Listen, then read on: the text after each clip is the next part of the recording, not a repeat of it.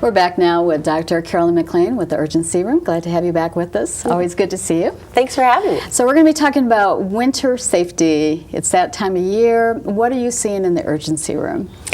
So the most common thing that happens in the winter is when it gets icy, people slip and fall. And when do you slip and fall? Most people fall right away. So right when they get out of their car or right when they walk out of their house. And I can't tell you how many people I see in the urgency room that break their arms from you take your step out of the car and you're just stepping out and you get your other foot and it goes whoop and down you go. And it's always right out of the car. Or I had this, it was Sunday and it was icy and this woman wanted to just take a few steps outside to see if they should go to church. And so she took a few steps out, boom, both wrists broken. And I was like, well, I guess that's a no for church today. Yeah. I mean, I have to confess, I walk indoors a couple times a week, and the other day I canceled walking because it was going to be icy just driving there and just maybe walking across the parking lot to get into the building. So I'm just very cautious about all of that since I injured my arm 4 years ago slipping on the ice. So. Yeah, and you don't realize how much of an impact that has, especially if you break one of your ankles, because if you break your right ankle, you can't drive. And your left ankle, it's not so easy to drive either. Yeah. But if you can't drive, you're really helpless. You can't get to work, I mean, you could Uber, but it's not that easy. So the patients that you're seeing, is it falling into a certain age group or population, or is it across the whole field of people? It tends to be people between 25 and 65, not older, because as you get older, you become very careful. But when you're younger, you're hopping out of your car, you're rushing to work, you're late, and you're just not thinking. And as we learned from covering urgency room, that you have x-ray machines and things like that right there at the facility, that easy diagnosed, you can treat them right there. And yeah. So we do see a lot of breaks at this time of year, but it's just it's 6 weeks after you break a arm before you can start using it again. And rehab is months. It's a long time. Yeah. And just think about, like, you break your right arm, you can't use your cell phone, there's a lot of things that you don't think about.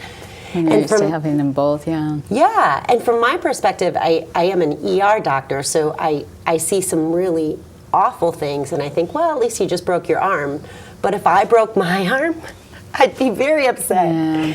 So besides fractures and things like that, what other things are you seeing in the urgency room? I mean, we've had some really bitter cold temps in the last few weeks and stuff. Sub-zero. So one other thing and it was just the holidays, so one thing that I saw a lot of was parents going out ice skating or sledding with their kids, and the parents getting injured. Oh. Because you might make your kid wear a helmet to go ice skating, but you don't even have one because you hardly ever go ice skating.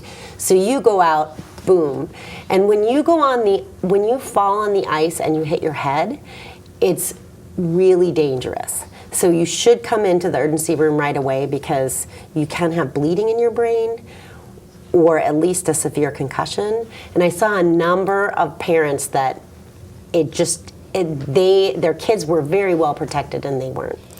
I don't have very many injuries, but I did slip on the ice a few years ago too, like letting the dog out, and it was one of those where my feet just went under, hit the back of my head, and I had a concussion just like that. And you fall so fast because of the momentum from the ice that people don't put their hands out. I was surprised by that. They just hit their head.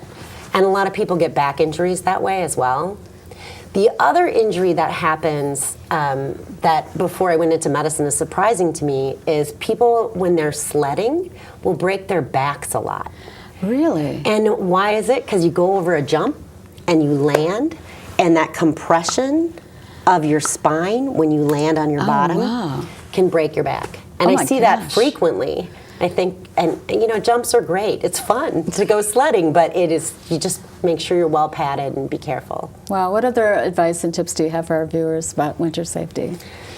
I would recommend, when I think about how to get out of the car or walk.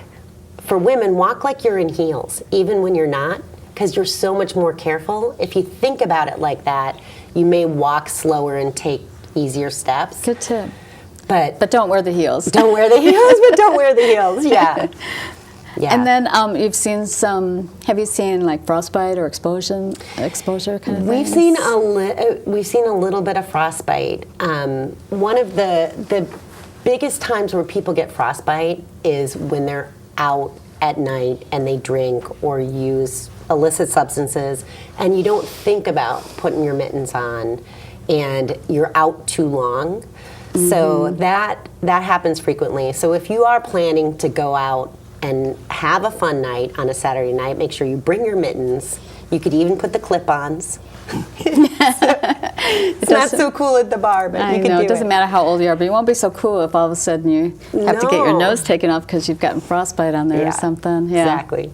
Final advice for our viewers on staying safe throughout the whole winter, however long that lasts here in the Twin Cities and Upper Midwest. Well, it is snowing today, so one thing I do recommend if you go out shoveling and you have any chest pain or shortness of breath, good advice. Come in immediately to the urgency room to get checked out, because shoveling it's usually people that don't normally exercise. You have to go out there and do it, and that could be a sign that your heart needs to be evaluated. So don't ignore it, especially if it goes away after you're done shoveling. People think, oh, then I'm better.